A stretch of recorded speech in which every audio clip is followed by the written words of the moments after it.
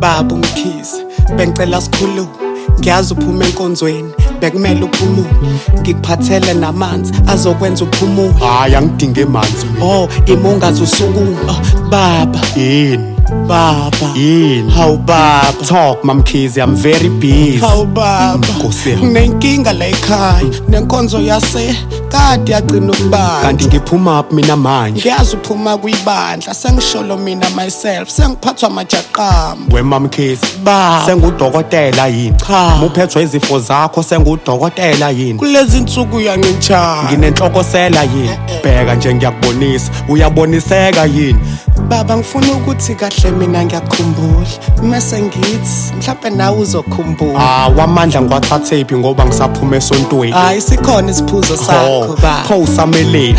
Bengisakubekele baba, ngiyazi uyasithanda and bengenzela ukuthi sithole kahle mase sibanda. Hey, nice. Hey. Namhlanje lamanqama ngikhathele idice. Awu. Wow. Sonke lesikhathi ngikhona udlala idice. Hawu phela ngeke ngishaye njalo, umzimba uyakhonona. Hayi nami bese ngithi esontweni khona shoshoba. Kade ngangekukhuza Mamkhize ngalokupopola. Hayi asivale leyo, manje ngisadinga ukudodoswa.